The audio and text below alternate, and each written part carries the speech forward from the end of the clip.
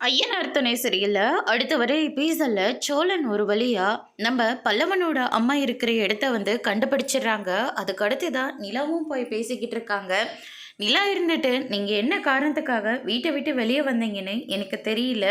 ஆனால் நீங்கள் இப்போ வீட்டுக்கு வந்தீங்கன்னா வீட்டில் இருக்கிற எல்லாருமே ரொம்பவே சந்தோஷப்படுவாங்க.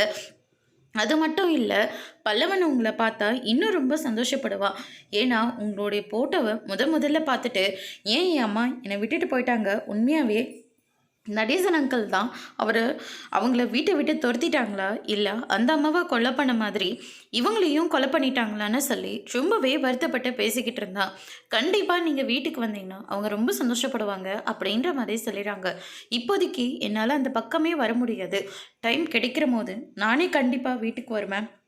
எனக்கு கொஞ்சம் டைம் கொடுங்க அப்படின்ற மாதிரி சொல்லிடுறாங்க.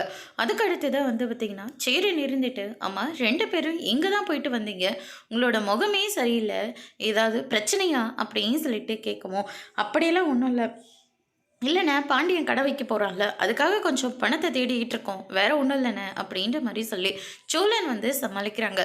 அதுக்கு அடுத்ததாக பாண்டியன் இருந்துட்டு, இங்கே பாருடா, எனக்காக நீ ரொம்பலாம் கஷ்டப்படாத சரியா, நானே இது முடிஞ்ச வரைக்கும் ட்ரை பண்ணுறேன் அப்படின்ற மாதிரி பாண்டி சொல்லிடுறாங்க. ஏன் நாங்களாம் பணம் கொடுத்தா நீங்களாம் வாங்க மாட்டீங்களோ அப்படின்ற மாதிரி சொன்ன உடனே பல்லவனோட அம்மா நிற்கிறாங்க. பல்லவனோட அம்மாவை பார்த்த உடனே மொத்த பேரும் ஷாக் ஆகுறாங்க.